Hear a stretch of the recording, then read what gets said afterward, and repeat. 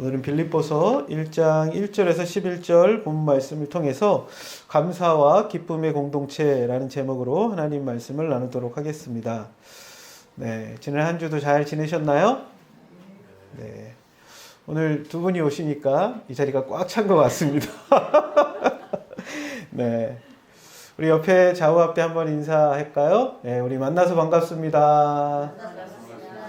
네, 네. 네, 한 주, 참, 한 주 한 주가 정신없이 빨리빨리 지나가는 것 같아요, 저도. 이제 개척하고, 또 이것저것 교회 준비하고, 예, 오실 때마다 교회가 조금씩 바뀌어 있는 걸 느끼지 않습니까? 예, 이번 주에 여기 블라인드도 새롭게 하고, 네, 조금씩, 예, 교회를 아름답게 세워갈 수 있도록 은혜 주셔서 감사한 것 같습니다. 여러분, 지난주 말씀을 기억하시나요? 예수님께서 누구를 세우셨죠? 예, 제자들을 세우셨습니다. 예수님께서 그 제자들, 어떻게 보면 제자들의 몇몇만을 보면 참 인간적인 한계가 많았고 또 부족함이 많았던 사람들이었지만 주님께서 그들을 세우셨다는 거죠. 예, 주님께서 세우셨다라고, 이 세우셨다가 무슨 단어였다고 그랬죠? 포이에오라는 단어. 그래서 그분이 우리를 빚어 가신다, 만들어 가신다. 그런데 우리가 어떻게 예수님의 제자로 세워져 간다고 이야기 나누었습니까? 주님의 부르심에 응답함으로. 예수님의 제자를 부르셨을 때 그들이 예수님께 나아오죠. 그리고 또 어떻게 제자로 세워져 갔다고요? 주님과 함께하며, 그렇죠? 주님과 교제하고 주님을 깊이 만나고 알아가면서 주님의 제자로 되어갔다는 거예요. 뿐만 아니라 그들을 세상 가운데 보내셔서 예수님께서 하셨던 것처럼 그들도 복음을 전하며 귀신을 쫓아내는 권세를 주셔서 세상 가운데 주님이 하셨던 일들을 감당케 하심으로 주님의 제자들로 세워져 간다는 것들을 나누었습니다. 말씀 기억하면서 한 주간도 어떻게 주님의 제자로 살아가려고 애써 오셨는지 모르겠습니다. 오늘 본문은 사도 바울이 빌립보라는 지역에 있는 교회에게 보낸 편지입니다. 오늘 말씀을 통해서 특별히 바울이 빌립보 교회를 생각하면서 감사하며 하나님께 기쁨으로 기도했다고 하는데, 감사하며 기쁨의 공동체가 되는 것들은 어떻게 일어나는지 함께 은혜를 나누고 싶습니다. 한 7, 8년 전인가요? 나온 책 중에 언어의 온도라는 책이 있습니다. 그 당시에 이제 베스트셀러로 많은 사람들이 읽혔던 책인데요. 이기주 씨라는 분이 쓴 책입니다. 그 내용 중에 보면 이런 이야기가 나옵니다. 지하철에 어떤 할머니와 손주가 앉아서 대화하는 장면이 나와요. 그런데 그 아이가 좀 안색이 안 좋았다 그래요. 그런데 그 손에는 약봉지가 들려 있었고, 그래서 그 할머니가 그 아이의 이마에 손을 얹고 아직도 열이 있네, 집에 가서 저녁 먹고 약을 먹자, 그런 이야기를 하는 걸 들었다고 합니다. 근데 그 아이가 그 할머니한테 그런 이야기를 하는 거예요. 할머니는 내가 아픈 걸 어떻게 그렇게 잘 알아? 그때 이제 이기주 씨가 속으로 생각했대요. 할머니가 뭐라고 대답할까? 나이가 들면 자연스럽게 알게 된단다, 그런 말을 하지 않을까? 혹은 할머니니까 다 알아, 그런 말을 할 줄 알았는데 할머니 입에서 나온 말은, 그게 말이지, 아픈 사람을 알아보는 건 더 아픈 사람이란다. 상처를 겪어본 삶이 그것을 더 알게 된단다. 그 상처의 깊이와 넓이와 끔찍함을 아는 건 아파본 사람만이 알 수 있다는 이야기를 통해서 이기주 작가가, 그렇구나, 우리의 삶의 아픔이 오히려 다른 사람들의 아픔을 더 깊이 이해하게 하는 통로가 되는구나, 그런 생각을 했다고 합니다. 오늘 빌립보서를 쓰고 있는 바울은 어디에 있었냐면, 우리가 보통 이제 그것을 옥중서신이라고 하죠. 예, 에베소서, 빌립보서, 빌레몬서, 골로서, 이 네 개의 편지를 옥중서신이라고 하는데, 바울도 어디에 있는 거예요? 감옥에 갇혀 있는 상황입니다. 아마 언제 죽을지 모르는 상황, AD 62년경 로마의 감옥에서 이 편지를 쓰고 있습니다. 그런데 이 편지를 받았던 빌립보 교회 역시도 그렇게 호락호락한 만만한 삶이 아니었던 것 같아요. 1장 28절에 보면 무슨 일에든지 대적하는 자들 때문에 두려워하지 말라고 얘기하거든요. 그리고 29절에 보면 그리스도를 위하여 너에게 은혜를 주신 것은 다만 그를 믿을 뿐만 아니라 또 그를 위하여 고난도 받게 하려 함이라 말씀하고 있어요. 예, 그들을 대적하는 자들이 있었고 그리고 그들이 복음을 따라가면서 여러 가지 고난 가운데 있었던 것 같습니다. 고린도후서 8장 1절과 2절에 보면 그들이 극심한 가난 가운데서도 연보를 했던 것들을 이야기하고 있고요. 그리고 빌립보 교회 상황을 보면 4장에 보면 그 안에 약간 갈등들이 있었던 것 같아요. 그래서 서로 누가 높으냐, 내 말이 더 옳다라고 이야기하면서 내적으로 내분도 있었던 상황이었습니다. 바울이 빌립보 교회의 소식을 듣죠. 감옥에 있지만 그렇지만 그들을 생각하면서 기도하고 또 그들을 위하여 오늘 이 편지를 쓰고 있습니다. 자신도 굉장히 힘든 상황에 있지만 또한 힘든 사람들을 이해하고 공감하며 그들 향하여 편지를 쓰며 기도하는 바울의 모습을 보게 됩니다. 그런데 여러분 빌립보서에 별명이 하나 있는데 그건 뭐예요? 빌립보에서 제일 많이 나오는 단어 중에 하나가 기뻐하라라는 단어라고 그래요. 기쁨이죠. 총 16번에 걸쳐서 짧은 4장의 편지에 기뻐하라는 것이 16번이나 반복될 정도로 기쁨에 대한 강조를 주고 있어요. 정말 기뻐할 수 없는 상황인 것처럼 보이지만 또 기쁨이 사라지는 그런 고난과 핍박과 가난 가운데 있었지만 그들 가운데 다시 기쁨을 회복하도록, 특별히 바울도 감옥에 있지만 자신이 왜 기뻐하는지, 무엇 때문에 기뻐하는지, 우리가 어떤 의미를 가지고 살아야 하는지 그들에게 알려주고 있다는 것입니다. 오늘 말씀을 통해서 우리 안에도 감사와 기쁨이 회복되는 그런 공동체가 되기를 주의 이름으로 축복합니다. 예. 여러분들은 누구를 떠올리면 이런 감사함, 기쁨이 떠오르는 사람이 있으세요? 네?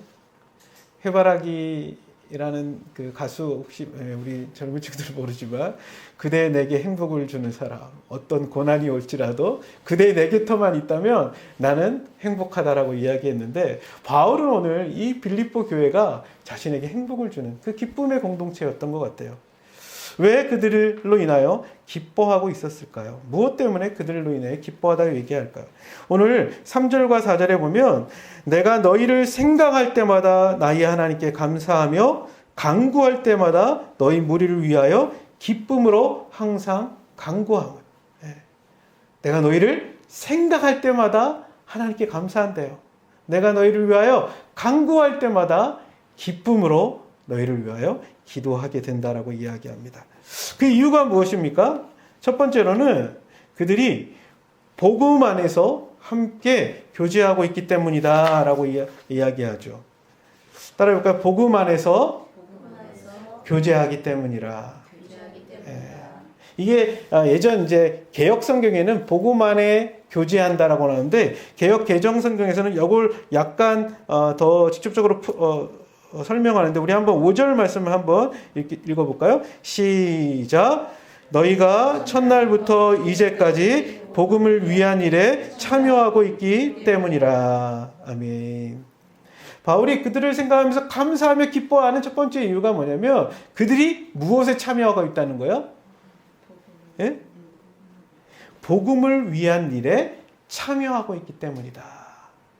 여기서 참여한다라는 단어를 영어 성경에서 이제 파트너십이라고도 표현해요. 함께 그들이 동참하고 함께 동역하는 일을 보여주는 거죠.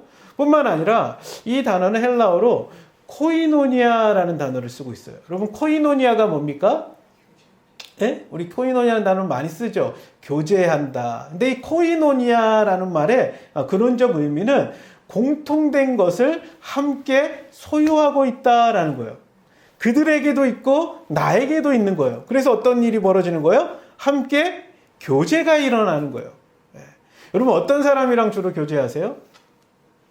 보면 나랑 관심사가 일치하거나 아니면 또 뭐래요? 뭐랄까 취미가 같거나 아니면 공통된 어떤 뭐랄까 인생의 방향이 같거나 뭐 이런 자기와 공통 분모가 있을 때 교제하게 돼요. 그렇죠?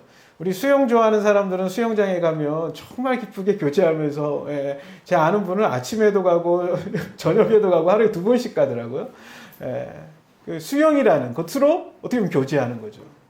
어떤 사람들은 뭐 연예인들 이야기, 드라마 이야기 이걸로 교제하는 사람들, 서로가 그것으로 인하여 함께 그것들을 소유하고 있을 때 교제가 일어나죠. 우리 시원이도 친구들과 교제가 활발하죠. 7시간, 8시간 함께 게임을 하며 서로 이야기하며 너무 즐겁게 교제하는, 게임으로 함께 소유하고 있는 그 기쁨이 너무나 크죠. 근데 빌립보 교회와 사도 바울 간의 그 교제는 어떻게 일어나는 거예요? 무엇을 통해서? 복음을 통해서 일어나고 있다는 거예요. 첫날부터 이제까지. 여러분, 사도행전 16장에 보면 사도 바울이 빌립보라는 곳에 처음 가는 사건이 나와요. 근데 바울이 원래 이 빌립보라는 곳에 가려고 생각하지 않았었어요. 바울은 원래 어디에서 복음을 전하려고 했냐면 그 터키 지역, 투르키예 지역, 소아시아 지역에서 복음을 전하려고 했는데 바울이 가는 길에 환상을 보게 돼요. 무시아라는 곳에 갔을 때 마게도냐 사람들이 자기에게 그렇게 얘기해요. 와서 우리를 도우라. 와서 우리를 도우라. 그래서 하나님께서 자신을 이 마게도냐 지역으로 보내시는구나. 이 마게도냐 지역은 어디냐면 지금 그리스 북부 지역이에요. 그래서 그쪽으로 하나님이 나를 인도하시나? 자기는 아시아 지역으로 가려는데 길이 막히는 거예요. 그래서 하나님께서 자기를 마게도냐 지역으로 인도하시는 줄 알고 그 마게도냐 지역으로 갔는데, 그 마게도냐 지역의 첫 번째 도시가 어디였냐면 이 빌립보라는 도시였죠. 그리고 그곳에서 누구를 만나요? 운명적인 만남이 있죠. 자주장사 루디아를 만나게 되는 거예요. 옷감을 물들이고 그것을 파는 일을 했던 루디아를 만나서 루디아의 집에서 빌립보 교회가 개척이 돼요. 그리고 거기에 있었던 귀신 들린 여인이 귀신이 쫓겨나가고 그 교회 공동체에 들어오게 되고, 또 유명한 사건이 있죠. 바울이 감옥에 갇혔을 때 그 간수가 옥문이 열린 걸 보고 죽으려고 하자 바울이 죽지 말라, 우리가 여기에 있다 그러면서 뭐라고 이야기해요? 주 예수를 믿으라, 그리하면 너와 내 집이 구원을 얻으리라. 그 말씀을 듣게 되고 그 간수가 또 빌립보 교회 공동체에 들어오게 됩니다. 그들에게 복음을 나누며 빌립보 교회 공동체가 세워지게 되었죠. 그리고 그 복음으로 인하여 어떻게 된 거예요? 지금까지 이 복음의 교제가 일어나고 있다는 거예요. 특별히 바울은 2차 전도행 이후에 3차 전도행, 그리고 예루살렘에 갔다가 어디까지 오게 되는 거예요? 로마의 감옥까지 오게 됩니다. 아마 AD 51년경 빌립보 지역을 갔다면 바울이 지금 로마의 감옥에 있을 때 한 AD 62년, 한 10년이 지난 세월이죠. 그동안에 계속해서 어떻게 하는 거예요? 복음으로 함께 교제하는 일이 일어나고 있었다는 사실입니다. 바울이 복음을 전하는 일에 이 빌립보 교회가 함께 동참하는 거죠. 사람을 보내고 물질로 후원하고 그들을 위하여 기도하는 일이 벌어져요. 바울도 그들을 생각하며 하나님 앞에 감사하는 거예요. 바울이 그들의 정말 이 복음을 전하는 일에 함께 동참하는 일로 인하여 하나님 앞에 감사하며 기도하게 되는 것이죠. 사랑하는 우리 예당교회 형제자매 여러분, 여러분의 삶에 공통된 것이 우리가 복음으로 교제하는 은혜가 있기를 주의 이름으로 축복합니다. 근데 여러분, 복음으로 이 교제하는 일이 무엇으로 가능해졌다고 이야기합니까? 그것은 이들이 막 수학 공식 외우듯이 성경을 달달달달 외우고 혹은 합격해서 그런 게 아니라 그들 안에 누가 일하셨기 때문에 이 일이 가능하다고 이야기하세요? 하나님이 일하였기 때문이라는 거죠. 우리 한번 6절 말씀 한번 읽어볼까요? 시작. 너희 안에서 착한 일을 시작하신 이가 그리스도 예수의 날까지 이루실 줄을 우리는 확신하노라. 아멘. 너희 안에서 착한 일을 시작하시니, 너희 안에서 이 복음을 동참하게 하고 복음으로 교제하게 하신 이가 있다는 거예요. 하나님께서 그 일을 행하셨다는 거죠. 빌립보에 있는 성도들의 각자의 마음의 문을 열고 그들이 복음에 반응하고 주님의 은혜로 말미암아 죄의 사함과 하나님의 자녀가 되는 놀라운 일들이 빌립보 교회 안에 나타났다는 것입니다. 귀신 들렸던 여인이 자유케 되고, 간수로 그곳에 있는 수많은 죄인들을 바라봤던, 죄인만 바라보는 사람은요 다 죄인처럼 보일 수도 있어요. 그렇죠? 그렇지만 그 안에 복음으로 말미암아 자신이 변화되고 또 그곳에 오는 사람들에게 복음을 나누는 사람이 되죠. 루디아 역시도 자기의 집을 내어주고 함께 빌립보 지역에 복음을 나누는 일들을 함께 동역하는 일들이 나타나게 됐던 거예요. 근데 이게 어떻게 보면 사람의 생각으로 혹은 사람의 계획으로는 잘 이루어지지 않는 처럼 보여요. 그렇지만 그 가운데 누가 일하실 때, 하나님이 일하실 때 복음의 역사가 나타나게 된다는 것입니다. 요즘 교회 개척하는 게 쉬운 일이 아니에요. 그렇죠? 네. 우리 신경순 우리 권사님 오셔가지고 이렇게 개척하는 건 처음 봤다고 저한테 얘기하는데, 저도 계획하고 준비해서 한 게 아니에요. 제가 원했던 길이 있었는데 그 길이 막히는 거예요. 계획을 했지만 그 길이 막히는 거예요. 그러면서 기도했죠. 하나님, 어떤 길로 하나님 가기를 원하세요? 하나님이 인도하시는 길이 도대체 뭐예요? 어떤 모 교회 청빙 설교까지 가고 인터뷰까지 다 하고 그 교회에서 거의 올 것처럼 했는데 왜 그 길이 막혔을까? 근데 그 어간에 또 하나님이 다른 길들을 열어가시는 걸 보면서 하나님이 혹시 개척의 길로 인도하시나? 근데 저만 보면 전화해서 언제 개척하냐고 물었던 한 형제가 있어요. 가끔씩. 제가 잊어질 때만 하면 형 개척 언제 해? 그래가지고 제가 그날 하나님 기도하면서 하나님 개척의 길로 인도하십니까? 제가 그곳에서 복음을 나누는, 그러면 어디에서 해야 될까요? 뭐 이런 생각도 들고, 그래서 개척에 대한 마음을 품고 있을 때 그 다음날 우리 오준호 집사님이 저한테 전화해서 형 요즘 무슨 일 있어? 그런 거예요. 그래서 그래서 개척하기로 했다. 그럼 나도 함께 이 교회에 동참하겠다고 해서 이렇게 시작이 됐어요. 그리고 2주가 지났습니다. 그리고 오늘 3주째 예배인데요. 저는 모르겠어요. 하나님이 어떤 계획과 어떤 목적으로 할까? 제가 하는 건 매일 와서 이곳에서 기도하는 거죠. 그리고 말씀을 준비하고 말씀을 나누는 것입니다. 근데 제가 좀 보면서, 이 지역을 좀 보면서 눈에 들어오는 사람들은 있어요. 이곳에 있는 중앙아시아 청소년들이 눈에 들어오기도 하고, 또 이 건물에 사는 분들이 눈에 들어오기도 하고, 이곳에서 오고 가는 사람들의 모습들이 눈에 들어옵니다. 어떻게 복음을 나눌 수 있을까? 하나님의 좋은 때에 복음을 나눌 수 있는 은혜를 허락해 주십시오. 그런데 너희 안에 착한 일을 시작하신 이가 있다는 것입니다. 우리 안에 착한 일을 시작하고 계신 분이 있다는 것입니다. 그리고 그 하나님이 우리를 통해서 당신의 일들을 행하실 것이라고 믿습니다. 그리스도 예수의 날까지. 그리스도 예수의 날이 언제요? 주님 다시 오시는 그날까지 주님은 이 일을 멈추지 않고 계속해서 행하고 계십니다.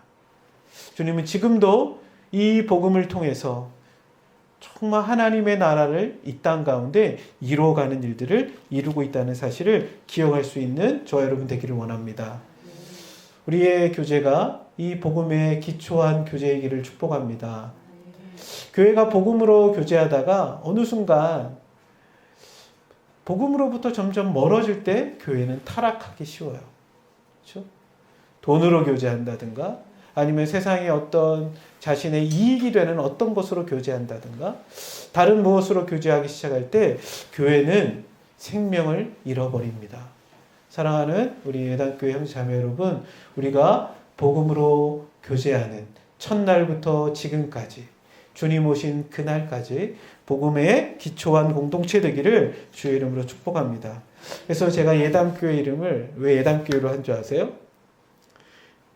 예수님의 이야기가 있는 공동체, 복음이 있는 공동체, 예수의 생명이 있는 공동체, 십자가와 부활이 있는 공동체. 그래서 우리 교회가 예수님의 이야기가 넘쳐나는, 우리의 삶의 이야기가 그리스도의 이야기와 맞닿아 주님의 써내려가시는 이야기가 되기를 원하여서 예단교회라고 지었는데요. 우리 교회가 그 복음에 기초하여 교제하며 복음을 나누는 것에 함께 동참하는 그런 교회 되기를 원합니다. 두 번째로, 바울이 그들을 생각할 때 감사하며 기뻐하는 이유는 그들을 생각할 때마다 그리스도의 심장으로 그들을 뜨겁게 사랑하고 있었다 이야기합니다. 우리 한번 7절과 8절 말씀만 같이 읽어볼까요? 시작.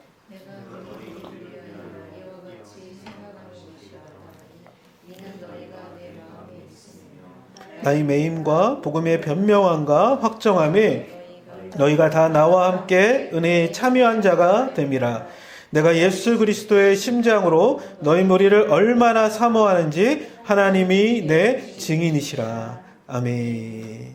예. 내가 너희 무리를 이와 같이 생각하는 것이 마땅하다. 이와 같이는 뭐예요? 앞에 이야기했던 그들을 생각할 때마다 하나님께 감사하며 기도할 때마다 기쁨으로 그들을 위하여 기도하게 되는 것이 마땅하다는데 그 이유가 무엇 때문이라고 얘기합니까? 이는 너희가 누구 마음속에 있대요? 내 마음속에 있다. 바울의 마음 깊은 곳에 빌립보 교회 성도들이 있다라고 이야기하는 것이죠. 그 예전에 나온 드라마 중에 여러분 파리의 여인이라는 드라마 혹시 아세요? 예, 거기에 이동건이 김정은의 손을 자기 가슴에다 딱 대놓고 했던 유명한 대사가 있죠. 뭐였죠? 예, 이 안에 너 있다. 이게 무슨 말이에요? 나 너 정말로 사랑해. 그 말이죠. 내 마음은 온통 너로 채워져 있어. 그 얘기예요. 사도 바울이 그의 마음 깊은 곳에 누가 있다는 거예요? 빌립보 교회의 성도들이 있다는 거예요. 바울만 빌립보 교회의 성도들이 그의 마음에 있었던 것이 아니라 빌립보 교회의 성도들 역시도 어때요? 바울을 기억하고 바울의 복음을 전하는 현장 가운데 함께하고 있다는 거죠. 내가 너희 무리와 같이 생각하는 것이 마땅한 이는 너희가 내 마음에 있으며 나의 매임과 복음을 변명함과 확정함에 너희가 다 나와 함께 은혜에 참여한 자가 됨이라. 그들이 바울을 그냥 로마의 감옥에 그냥 내버려 둔 게 아니라 어떻게 하는 거예요? 복음을 전하는 일에 그들이 함께 참여하고 있다. 함께 동참하고 있다는 거죠. 여러분, 사랑을 보통 많은 사람들이 생각할 때 어떤 감정적인 요소로 많이 생각해요. 어떤 뭐랄까요? 그 찌릿찌릿한 혹은 뭐 이렇게 그 로맨스의 감정이 느껴야 사랑이라고 이야기하는 것처럼 느껴져요. 여러분, 성경은 사랑을 뭐라고 얘기합니까? 우리 사랑에 대해서 우리 사도 바울 선생님이 정의 내린 몇 가지 되게 대표적인 사랑은 뭐죠? 고린도전서 13장에 보면 뭐로 시작해요? 사랑은 오래 참고로 시작해요. 오래 참고. 여러분, 어떤 사람을 오래 참는다는 건 내 마음에 드는 거예요? 안 드는 거예요? 안 드는 상태에 있는 거예요. 뭐 감정적으로 끌리고 그게 아니라 그 사람을 향하여 오래 참는 거. 성내지 않는 거. 온유한 거. 이게 참 쉽지 않아요. 그렇죠? 내 힘으로 잘 안 될 때가 있어요. 오래 참기가 힘들 때가 있어요. 진리와 함께 기뻐하고 정말 그 사람을 향한 전폭적인 헌신이 내포되어 있는 게 사랑이라고 성경은 이야기합니다. 사랑은 어떤 감정이라기보단 의지적인 헌신과 결단일 때가 많이 있어요. 홀트 아동복지홀이라는 곳이 있어요. 그곳에 제가 처음 갔을 때 거기에 제일 제 눈에 들어왔던 한 문구가 있었는데 딱 들어가면 거기에 뭐라고 써 있냐면 Love is action 이라고 써 있어요. 사랑은 행동입니다 라는 거죠. 사랑은 어떤 감정이나 사랑은 어떠한 로맨스적 그 느낌이 아니라 사랑은 행동하는 것이다 라고 이야기하죠. 오늘 빌립보 교회가 바울이 로마의 감옥에 갇혀 있을 때 그들을 사랑함으로 어떻게 하는 거예요? 복음에 동참하는 일에 함께하고 있어요. 그래서 빌립보서 2장에 보면 에바브라라는 사람을 보내요. 그리고 그 사람이 함께 이 바울의 곁에서 그가 지치지 않도록 뭐 사식도 넣어줬을 테고, 그리고 그를 격려했을 테고, 그리고 빌립보 교회의 상황을 전달하며 그들의 마음을 표현했겠죠. 빌립보 교회 역시도 바울을 깊이 사랑하며 함께 참여하는 모습을 보여줍니다. 그래서 바울은 8절에 보면 그들을 향한 그들의 마음의 진실함을 어떻게 표현하냐면 내가 예수 그리스도의 심장으로 너희 무리를 얼마나 사모하는지 하나님이 내 증인이시니라 라고 말하고 있어요. 예수 그리스도의 심장. 여기 심장이라는 말은요, 내장, 스플랑크, 뭐죠? 예수님이 사역하실 때 무리를 바라보시면서 긍휼히 여기셨다라는 단어가 나오거든요. 그러니까 우리가 보통 그런 거 얘기하죠. 그 사람을 향한 장이 끊어지도록 그들을 향한 긍휼한 마음과 사랑의 마음, 그것이 바로 이 그리스도의 심장이라는 말이죠. 하나님이 세상을 이처럼 사랑하사 독생자를 주셨던 그 마음, 그리스도께서 우리를 위하여 자신을 내어주시고 십자가에 죽기까지 사랑하셨던 그 마음이 누구에게도 있다는 거예요? 사도 바울에게도 있다는 거예요. 참 우리가 이렇게 어떨 때는 주님의 마음으로 사랑하다가 어떨 때는 정말 자기의 승질에 못 이겨가지고 열받아갖고 할 때도 있어요. 그렇지만 우리 안에 주님의 심장, 그리스도의 심장으로 서로를 사랑하며 서로를 생각할 때 어떤 일이 벌어져요? 감사하며 기뻐하게 되는 일들이 나타난다는 것입니다. 때로는 내 감정이 그렇지 않아도, 때로는 내 마음이 그렇지 않아도 주님의 사랑을 의지하여 형제 자매들을 사랑하기 시작할 때, 참 사랑하는 일이 쉽진 않아요. 저도 마찬가지예요. 욱할 때가 있고 화날 때가 있어요. 그렇지만 주님이 나에게 베푸신 그 은혜가 있기에 우리가 다시 사랑할 힘을 얻는 줄로 믿습니다. 사랑은 우리에게서 난 것이 아니라 하나님께서 났다라고 얘기합니다. 그 하나님의 사랑 가운데, 하나님의 은혜 가운데 나아가 우리가 서로를 깊이 사랑하는 은혜가 있기를 주의 이름으로 축복합니다. 마지막으로 그들 가운데 감사와 기쁨으로 교제할 수 있었던 것은 그들이, 특별히 사도 바울이 그들을 향하여 끊임없이 기도하는 모습을 통해서 볼 수 있어요. 바울은 빌립보 교회를 위하여 어떻게 기도하고 있습니까? 9절부터 11절까지 보면 크게 한 4가지 정도 바울이 그들을 위해 기도하는 거예요. 그런데 이것의 핵심은 그들이 영적으로 성장하고 자라갈 수 있도록 기도하고 있다는 사실이에요. 우리 한번 9절부터 11절까지 한번 같이 읽어볼까요? 시작! 내가 기도하노라.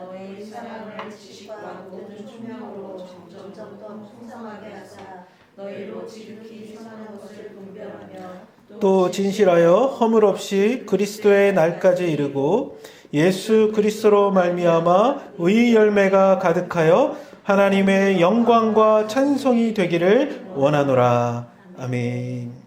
바울은 그 빌립보 교회를 생각하며 기도하고 있다라고 얘기하죠. 너희를 생각할 때마다 하나님께 감사하며 간구할 때마다 항상 너희를 위하여 기쁨으로 기도하는데 그 내용이 무엇입니까? 첫 번째를 보면 너희의 사랑을 지식과 모든 총명으로 점점 더 풍성하게 하사. 그들의 사랑이 점점 더 풍성하게 되기를 위해서 기도하고 있어요. 근데 그 사랑이 어떻게 점점 더 풍성하게 됩니까? 지식과 모든 총명으로 풍성하게 된다는 거예요. 이 지식은 어떤 것들을 이해하고 깨닫는 거예요. 언더스탠딩 하는 거죠. 총명이라는 것은 통찰력이라고 해요. 디핑, 인사이트라는 거죠. 그들 가운데 하나님께서 이해력과 총명함을 주셔서 어떻게 되기를? 사랑으로 점점 더 풍성하게 되기를. 어떤 사람을 이해하기 시작할 때, 그리고 그 사람의 마음을 깊이 공감하며 알아가기 시작할 때, 그리고 무엇보다 주님의 지혜와 주님의 통찰력으로 그 영혼을 바라보기 시작할 때 사랑하게 되는 것이죠. 그래서 그 사랑이 점점 더 풍성하게 됩니다. 저도 참 제 마음에 안 맞는 사람들이 참 많이 있었어요. 지금도 뭐 그럴 때가 많죠. 근데 여러분, 특별히 제 대학 때 저희 속으로 멤버였던 친구인데 이 친구 정말 마음에 안 들었어요. 맨날 이성교제만 하고 맨날 속으로에도 잘 안 나오고. 그래서 제가 좀 속이 상하더라고요. 그래가지고 밤에 작정하고 기도하자. 그래서 10시부터 11시까지 그 친구를 위해서 기도하는 시간을 가졌어요. 한 학기 동안. 근데 어느 날 버스를 타고 가는데 그 친구가 같은 버스에 탄 거예요. 오빠 어디가? 그래서 나 어디 기도하러 가. 그래서 얘기를 안 했죠. 널 위해서 기도하러 간다. 얘기를 안 했어요. 근데 기도할 때 저는 그 친구를 위해서 기도했는데 놀라운 것은 기도하기 시작할 때 그 친구가 변화될 뿐만 아니라 그 친구를 향한 제 마음이 변화되는 걸 느꼈어요. 그 친구의 모습이 하나님이 주시는 형상대로 회복될 것들을 소망하며 기도할 때 제 안에 사랑이 차오르는 것들을 느꼈던 것 같아요. 여러분, 한 영혼을 품고 기도하는 사람은 그 영혼을 향한 하나님의 사랑의 마음을 닮아가고 알아가게 됩니다. 바울은 그를 위하여 기도하며 자신의 마음에 주님의 사랑이 채워질 뿐만 아니라 빌립보 교회도 지식과 총명으로 더 사랑 가운데 채워지기를 기도하고 있다는 사실입니다. 우리가 영혼을 품고 기도하는 공동체 되기를 원합니다. 그래서 우리 안에 주님이 주시는 지식과 총명으로 점점 더 사랑이 풍성하게 되는 그런 공동체가 되기를 원합니다. 두 번째로 기도하는 것은 뭐예요? 풍성하게 되사 너희로 지극히 선한 것을 분별하며 라고 나오죠. 분별하며. 네, 그들이 지식과 총명으로 사랑이 더 풍성하게 되어서 무엇이 가장 선한 것인지를 분별하게 되기를 구하고 있다는 거예요. 여러분 여기서 말하는 분별이라는 말은 그 도키마조라는 단어인데 이게 뭐냐면 가장 순전한 것으로 만들어가는 것 혹은 엄밀하게 조사하여서 그 판정하는 것 이야기하는 거예요. 근데 무엇이 가장 선한 것인가? 무엇이 정말 주님의 뜻 가운데 합당한 것인가? 그들이 그것들을 분별하여서 그것을 선택하고 그 길로 갈 수 있도록 기도하고 있다는 것이죠. 아까 얘기했죠. 빌립보 교회 안에 여러 갈등들이 있다고 했잖아요. 그 가운데 무엇이 정말 하나님의 뜻인가? 무엇이 정말 주님이 원하시는 것인가? 함께 기도하며 분별하는 것이 필요한 것이죠. 우리의 인생에도 마찬가지예요. 여러분들 하나님 주신 지혜와 총명으로 하나님의 사랑이 풍성하게 될 때 무엇이 가장 선한 것인가? 하나님의 기뻐하신 뜻인지를 분별하게 되는 것입니다. 그래서 그런 분별력을 갖기를 위해서 기도하고 있죠. 교회 공동체 안에 여러 가지 갈등들 혹은 외적인 여러 어려운 상황 가운데 주님의 뜻을 분별하는 것. 세 번째로 기도하는 것이 무엇입니까? 그들이 그래서 진실하여 허물 없이 그리스도의 날까지 이르고 나오죠. 네, 진실하게 되는 것 그리고 허물 없이 순결하게 주님 앞에 자라가는 것들을 위해서 기도하고 있다는 것이죠. 이것은 그 공동체의 사람들의 인격적 변화들과도 관계 있다고 생각되어집니다. 참 거짓에 사로잡혔던 사람들이 예수로 말미암아 진실하게 되는 거죠. 죄와 허물 가운데 있었던 사들이 그리스도로 교제하면서 허물 없이 순전하게 주님 앞에 서게 되는 인격적 변화들이 일어나는 거죠. 영어 단어 중에 그 integrity라는 단어가 있어요. 이게 뭐예요? 뭐 온전함일 수도 있고 혹은 그 사람의 순전함일 수도 있어요. 욥기에 보면 욥이 하나님 앞에 온전했던 자라. 그의 인격이 인테그리티가 있었던 사람이라는 거예요. 그의 말과 행동과 그의 존재가 일치하는 모습을 보여주고 있었다는 사실이죠. 우리 예원이, 주원이, 시원이 저는 기도할 때 이 친구들이 정말 그리스도의 성품을 가진 인격자로 하나님 앞에 자라가기를 위해서 기도해요. 뿐만 아니라 저도 그래요. 진실하고 허물 없이 그리스도의 날까지 이르는 주님의 형상의 모습대로 우리가 그리스도의 형상대로 변화되어 자라가는 일들이 있기를 주의 이름으로 축복합니다. 바울은 그곳에서 빌립보 교회를 향하여 기도하죠. 진실하여 허물 없이 그리스도의 날까지 이르고 그리고 마지막으로 기도하는 게 무엇입니까? 예수 그리스도로 말미암아 무엇이 가득하게 되는 거예요? 의의 열매가 가득하여서 하나님의 영광과 찬송이 되기를 위해서 기도하는 거죠. 예수 그리스도로 인하여 그들 안에 의의 열매, 주님 보시기에 합당한 삶의 거룩한 열매들이 맺혀져 가기를 기도하고 있다는 것입니다. 그래서 그들의 삶의 열매를 통해서 어떤 일이 나타나는 거예요? 하나님의 영광이, 하나님의 찬송이 되기를 기도하고 있다는 사실입니다. 저는 이 기도문을 보면서 어떻게 보면 굉장히 연쇄적으로 일어나는 것처럼 보여요. 그렇죠? 지식과 총명으로 사랑이 점점 더 풍성해지고 그로 말미암아 뭐예요? 주님의 선한 뜻이 무엇인지 분별하게 되고 그리고 진실하고 허물 없이 어떻게 돼요? 그리스도의 날까지 이르게 되고 그래서 그의 삶에 그리스도로 말미암은 의의 열매가 가득하여 하나님께 영광과 찬송이 되는 삶의 열매들을 올려드리는 일들이 나타나게 됩니다. 여러분, 우리는 서로를 위하여 어떠한 기도를 하고 있습니까? 정말 구하고 있는 기도의 제목들이 있습니까? 저는 바울의 기도를 볼 때마다 내가 하는 기도랑 조금 많이 다른 걸 느낄 때가 있어요. 우리는 지금 문제 해결이 많죠. 문제 해결. 혹은 재정적인 문제, 건강의 문제, 갈등의 문제, 가족적인 문제. 근데 바울은 기도 가운데 깊이 가면 들어갈수록 한 사람의 인격과 존재가 주님 앞에서 성장하고 자라갈 것들을 두고 기도하고 있는 것이죠. 바울은 기도 가운데 그 모습을 보지 않았을까요? 빌립보 교회 성도들이 의의 열매를 가지고 하나님께 영광과 찬송이 되는 모습을 꿈꾸지 않았을까요? 주님 앞에서 그 모습들이 새로워질 것들을 보지 않았을까요? 기도하면서 주님께서 바라보았던 것들을 바울도 함께 바라보지 않았을까요? 우리는 무엇을 바라보느냐가 우리의 기도가 된다라고 생각되어집니다. 우리 한 사람 한 사람들이 주님 앞에 아름다운 모습으로 세워져 할 것들을 바라보며 그들을 축복하며 그들을 기도하는 그런 공동체가 되었으면 좋겠습니다. 그 기도가 있을 때 어떻게 되는 거예요? 그들을 생각하니까 감사하게 되는 거예요. 그 기도가 있으니까 그들을 기억할 때마다 기쁨으로 기도하게 되는 거죠. 현실의 문제와 상황 가운데 갇혀 있는 게 아니라 기도하며 하늘의 문이 열리고 기도하며 주님의 마음으로 그들을 위하여 기도할 때 감사와 기쁨이 바울의 마음속에 일어나고 빌립보 교회 공동체에 이 감사와 기쁨을 전달하게 되었던 것 같습니다. 저희 비록 작은 공동체이지만 우리 안에 이 감사와 기쁨의 공동체가 되었으면 좋겠습니다.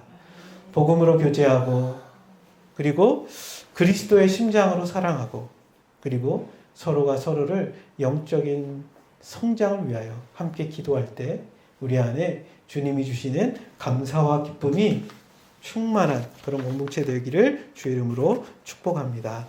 함께 같이 기도드리겠습니다. 하나님 아버지, 오늘 말씀을 통해 참 바울이 빌립보 교회를 생각하며 하나님 앞에 감사하며 기쁨으로 너희 무리를 위하여 항상 기도한다고 하였는데 주님, 참 우리 예담교회가 이런 감사와 기쁨의 공동체가 되게 하여 주시옵소서. 주님, 우리가 복음 안에서 교제하며 그리스도의 심장으로 사랑하며 서로를 정말 존재로 품고 서로를 위하여 기도하는, 그래서 정말 주님이 주시는 감사와 기쁨이 의의 열매들이 주렁주렁 풍성하게 맺혀지는 그런 교회 될 수 있도록 은혜 베풀어 주옵소서. 예수님의 이름으로 기도드렸습니다. 아멘.